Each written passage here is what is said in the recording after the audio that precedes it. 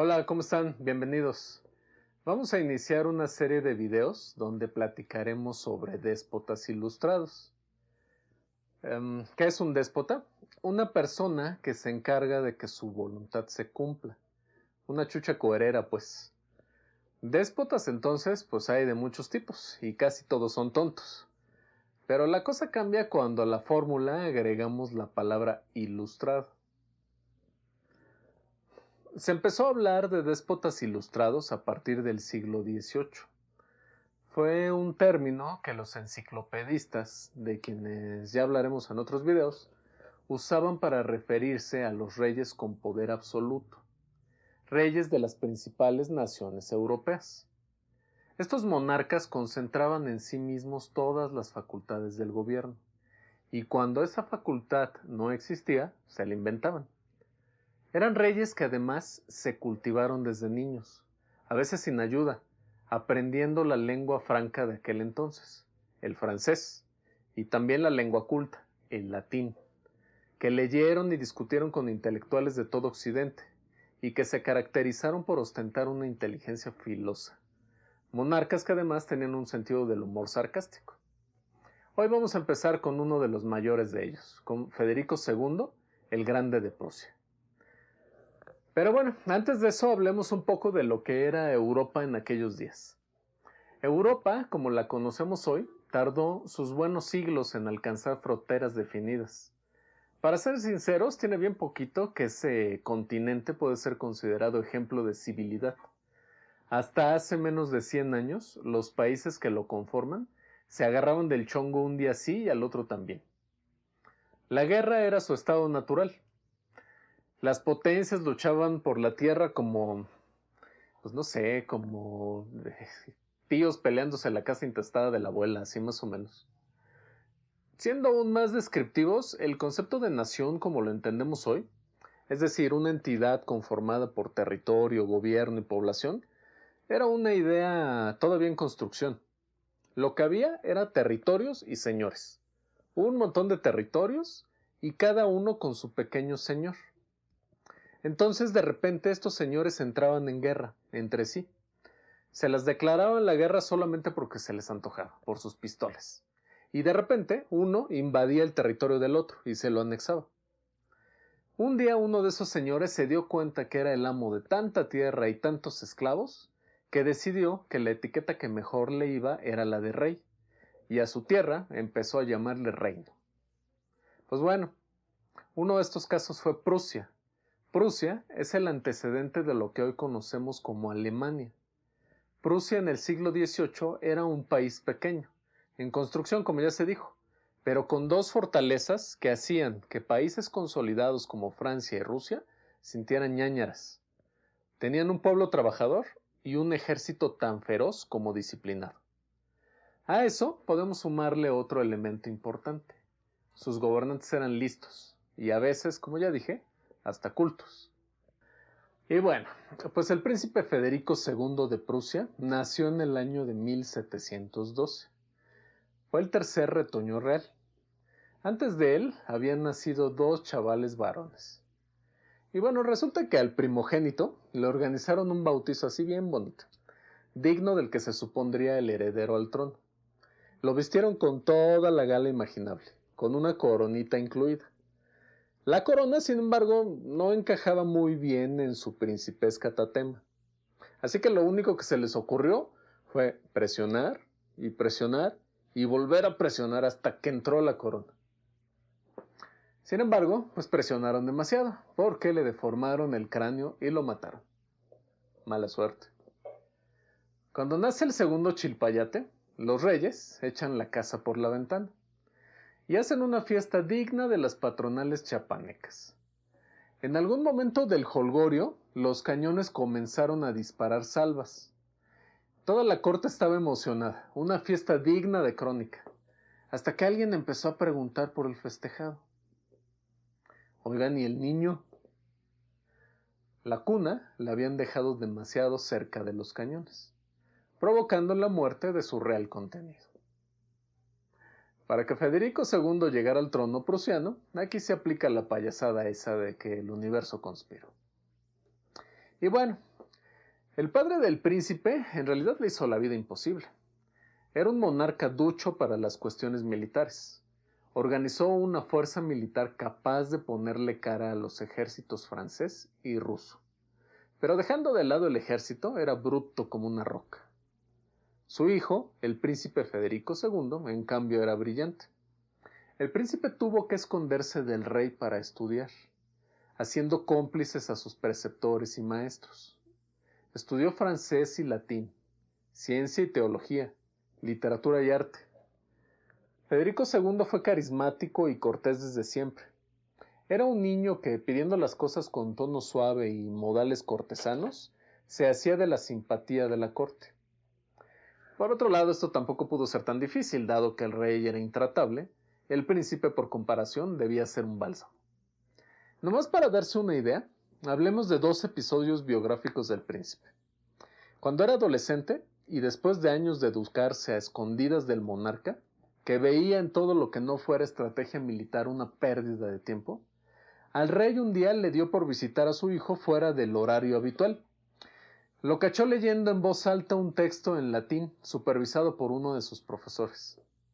El monarca estalló en improperios y comenzó a golpear al instructor. Cuando se cansó de golpearlo, fue tras el príncipe, hasta que llegaron los guardias y se interpusieron entre los dos soberanos. Todos hemos escuchado de padres reprendiendo a sus hijos porque estos no estudian. Aquí, golpes incluidos, fue al revés. Pero bueno, lo anterior no es nada comparado con lo que viene. Al rey no le gustó nada haber sido engañado por años, así que le puso guardianes militares a su hijo. Ellos se encargarán de vigilarlo, decía a quien tuviera oído para escucharlo. ¿Y qué ocurrió? Que todos se hicieron amigos del príncipe. Todos. Incluso hubo ahí pues amores tórridos entre ellos. Entonces, pues ya se vio que el rey era lentito. Tan es así que hasta que el príncipe rebasa los 20 años, el monarca descubre que su hijo tiene por amante a uno de los guardianes. ¿Y qué hizo el rey? Pues lo único que se le ocurrió fue encarcelar al príncipe, y desde su celda lo obligó a ver el juicio contra el amante. El rey ordena que sea fusilado el amante. El príncipe Federico II le grita a su amado que lo perdone, y el amado contesta: no hay nada que perdonar, mi señor. Acto seguido, muere ejecutado. Dicen los biógrafos que algo ocurrió en la mente del príncipe. No dejó de ser cordial y atento con todos. No dejó de estudiar y cartearse a escondidas con los mayores intelectuales de la época. No dejó de frecuentar las recepciones oficiales, pero su trato para con el rey cambió. Siguió sus órdenes e incluso se casó por mandato real. El príncipe, en otras palabras, se hizo de paciencia. Ya llegaría su turno. Y sí, el rey ha muerto. ¡Que viva el rey! Federico II de Prusia, a la edad de 28 años, llega al trono. ¿Y qué se espera de él? Pues la corte lo ve como un joven de maneras suaves que será fácil de manipular. El ejército lo mira con desconfianza. Es un ratón de biblioteca que no sabe nada de la guerra. Los reyes de Europa lo dibujan como un joven que se limitará a disfrutar de la vida en los palacios alemanes. Las iglesias protestantes y el papado tampoco esperan mayor cosa. Todos creen que será un rey más. Pero quizá todos estaban en un error. No habrá fiestas de coronación, ordena el rey. Son un desperdicio. Que me traigan los libros. Hay que ver cuánto dinero queda en la hacienda del Estado. El nuevo rey audita los dineros. El reino que le deja su padre no está en malos números, pero tampoco es la gran cosa. Así que ordena que vengan los generales y se entrevista con los altos mandos. Se percata que el ejército de verdad está bien construido. Y pues hasta ahora la herencia paterna es aceptable. Que giren invitaciones, comeré con mis nobles. Ordena que las casas aristocráticas leales a la corona prusiana se presenten una a una. La nobleza es el lado flaco del Estado. Casi todos son vividores e ignorantes, pero sus descendientes son otra tela. ordena que se integren al ejército para servirle. Ahí se disciplinarán los hijos de los aristócratas. Federico II reforma el sistema agrícola, el sistema financiero, mete en cintura a los banqueros y a los usureros, monopoliza la administración de la violencia del país. Solo el rey puede ordenar sobre el uso de la fuerza pública.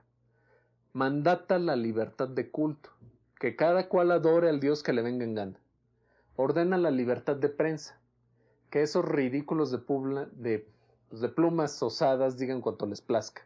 Es más, durante su reinado, Emmanuel Kant escribe y escribe sin que nadie lo moleste. Y entonces Federico II hace la guerra. En aquellos días, las naciones no se preguntaban cómo evitar la guerra, sino cómo hacerla del mejor modo. La guerra era uno de los disfraces de la política económica. Hacerte de la tierra y de las riquezas del otro como modo más rápido de hacer crecer tu propia economía. Así pues, Federico II inventa la guerra relámpago. Invade rápido y de manera eficaz. Se convierte, como lo dijo otra grande de su tiempo, Catalina II, emperatriz de todas las Rusias, en el perturbador de Europa. El rey prusiano sigue la política de imponer guerras seguidas de largos periodos de paz. En algún momento se enfrenta a 4 naciones al mismo tiempo y siempre sale adelante. Es curioso, pero solo los rusos y los austriacos lograron ponerle cara. Rusia, primero, en la figura de la emperatriz Isabel y después con Catalina, al frente de aquel vasto país. Y Austria también con María Teresa, la emperatriz prusiana. Es curioso, pero solamente 2 mujeres pudieron hacerle frente a Federico II, el prusiano. Dije María Teresa prusiana, ¿eh? Es austriaca. Y luego te trabaste 2 veces, ¿no? Ajá. ¿Sí? Y pues bueno, entonces, el gran perturbador de Europa. El rey prusiano sigue la política de imponer guerras seguidas de largos periodos de paz. En algún momento incluso se enfrenta a 4 naciones al mismo tiempo y siempre sale adelante. Es curioso, pero en realidad los únicos que lo enfrentaron de manera más o menos eficaz fueron los rusos y los austriacos. Los primeros, dirigidos primero por la emperatriz Isabel y por Catalina II, y los austriacos, dirigidos por María Teresa. 3 mujeres le hicieron frente al mayor general que Europa dio en el siglo XVIII. Federico II vivió largo. Fue un buen rey. Fue el antecedente directo de lo que hoy es Alemania. A él se debe en gran parte lo que Europa es hoy en día. Es quizá el ejemplo mejor reconocido de lo que significa ser un déspota ilustrado. El primer rey abiertamente homosexual en Europa y el que logró enfrentarse con éxito a los ejércitos más poderosos de aquel entonces. Y bueno, pues espero que les haya gustado esta historia de el gran Federico II de Prusia. Iremos platicando de diferentes rockstars de la historia mundial. Les agradecemos mucho su tiempo. Nos estamos viendo. Muchas gracias. Suscríbanse. Adiós.